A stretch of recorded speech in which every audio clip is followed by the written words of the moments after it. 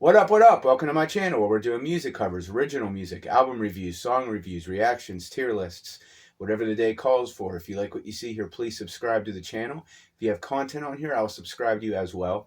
I am all about supporting up-and-comers on here. My original music can be heard at robcary.bandcamp.com.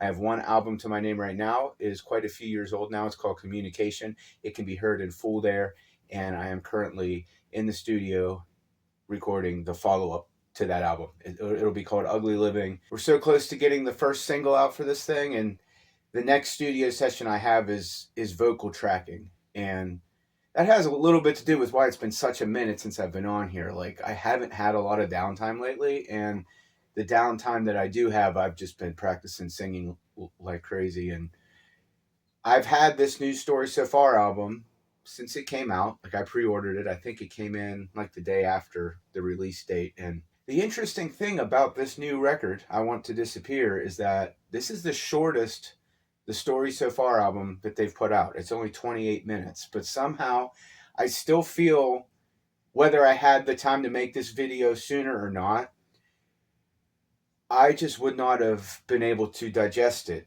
quickly enough to do it any sooner. Like, it took a lot of listens to digest what they're bringing to the table this time, to really give a good analysis of it. There's a lot of songs on here that reach out and grab you right away, and there are some growers here. There's the lyrical theme of Parker Cannon, the vocalist, losing his father recently.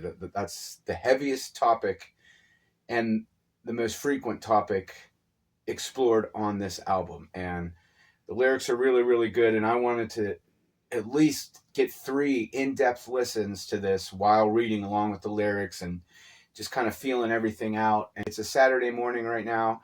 It's very warm, but it's very rainy, and the environment outside really kind of just fits the mood of this album, and it made this last listen really like click. I tried not to read too many reviews on this album, just because I wanted to just kind of like digest it for myself without anybody else's opinions before I gave my own. And I read a couple, and the couple I did read were pretty lame, honestly, and just people talking about how great it is that this time around they don't have the horribly aged lyrics from their first album, Under Soil and Dirt. Like, there's nothing lyrically on Under Soil and Dirt that aged poorly. Parker did nothing wrong with any of his lyrics, and there are people out there in their quest for virtue signaling and their self-serving outrage that want to censor people's art. It's like we're dealing with like the FCC Reagan era all over again, but these are the people that are supposed to be on the other side of the pearl clutchers. Like, leave people's art alone.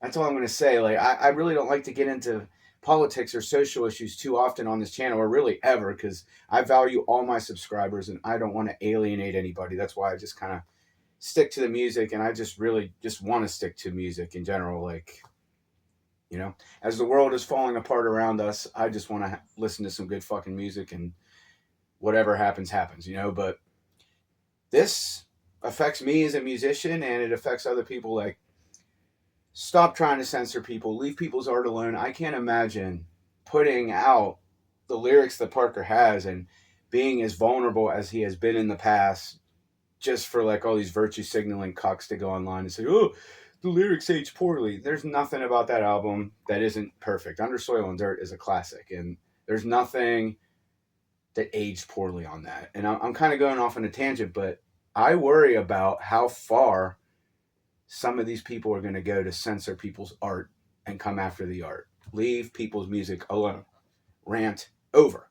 Let's move on to this album. This is the longest wait we've had in between releases, and their last album, Proper Dose, there was kind of a lengthy wait for that record too. And when Proper Dose finally got here, I remember thinking, like, this is a great record, and I'm glad it's such a great record, because something just told me this is all we're going to be getting from these guys for a while. And that was the case, because this is a 6-year wait. And I know there's been some inner turmoil in the band. I know their longtime bassist left, and this is not a band that's known for having lineup changes. I thought with this album, there wasn't going to be a whole lot of pop punk on here. I thought for the most part, this was going to be a more somber release, going into more of those Oasis type vibes that they explored on Proper Dose and going all in. But there was actually a lot more pop punk on this record than I was expecting. But let's get into these 10 tracks and the 28 minutes of this album, because there's a lot to process here. The opener was already released before the album was, and I reacted to it all this time. With Proper Dose and Parker's side project, No Pressure, he's been using this this vocal effect on his voice that gives it more of an atmospheric vibe, and it's worked every time he's used it. But on this album, there's some songs where he goes more raw with it. This is one of them. His vocals on this opener are more gritty than anything on Proper Dose, and it was nice to see that raw sound kind of come back. The guitars sound heavier here than they ever have on this project. The hook is extremely catchy, and it's a great way to kick this album off. I can't really say much more else about it than that, but it's a great way to kick this thing off, and it's probably the most gritty song that they've released in a while. Number 2 is Watch You Go. They released a music video for this the day this album dropped, and this one has pop punk vibes too, very fast paced.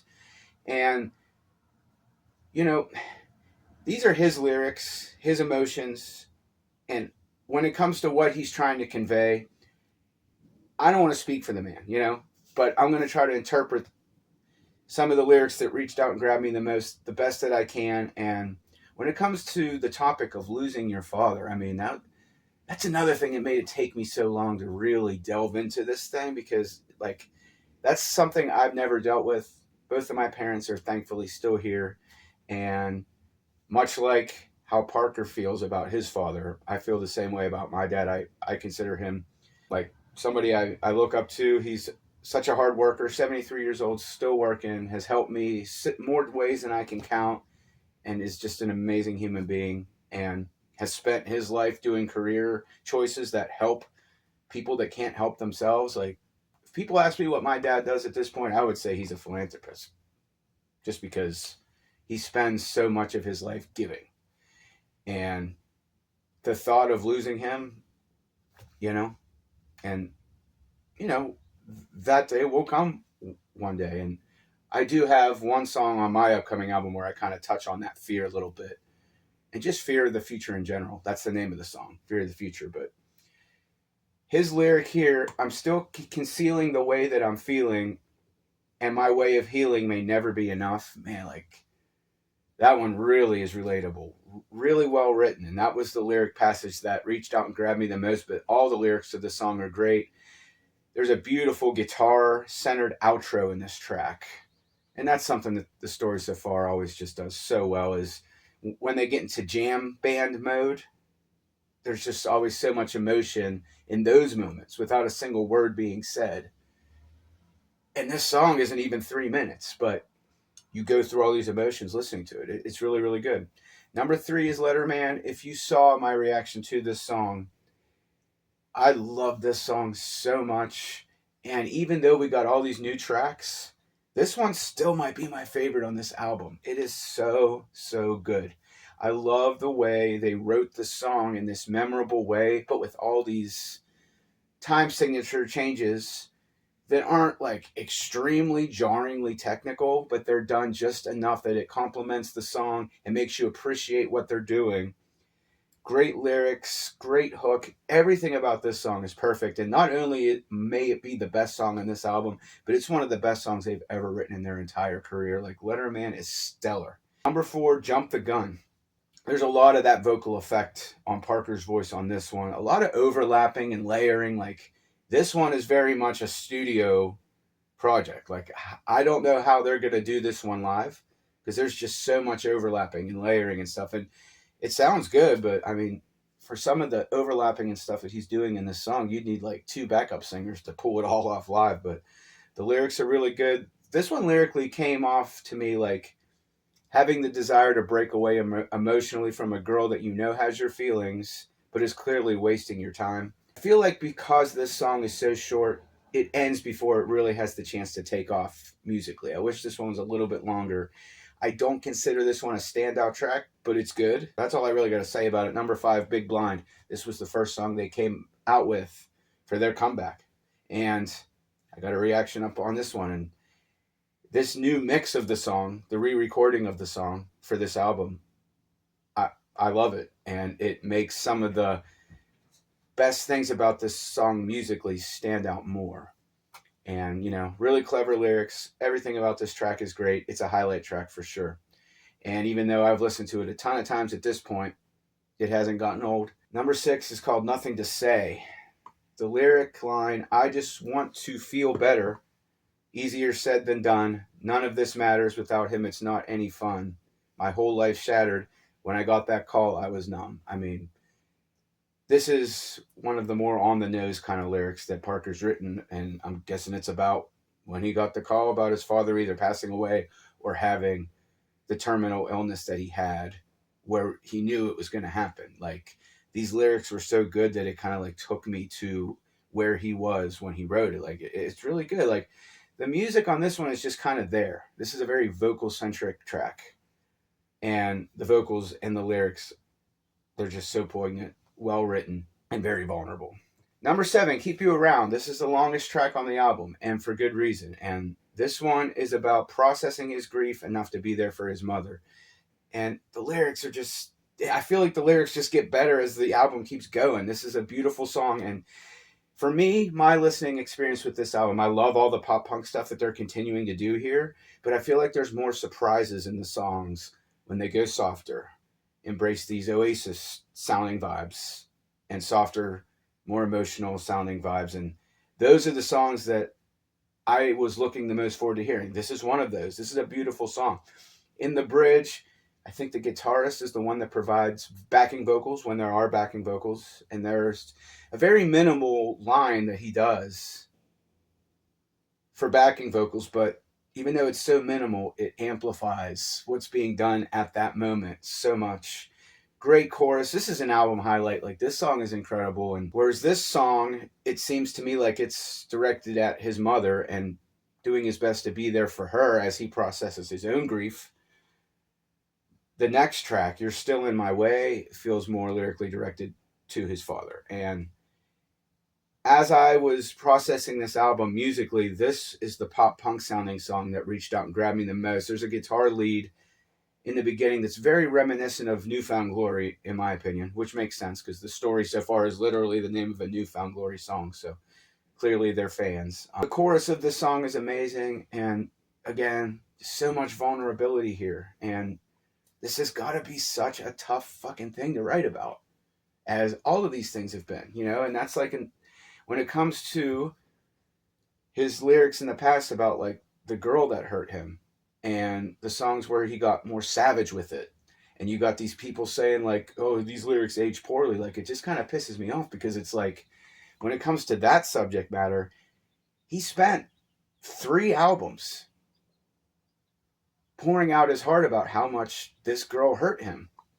Clearly, that breakup was very traumatic for him.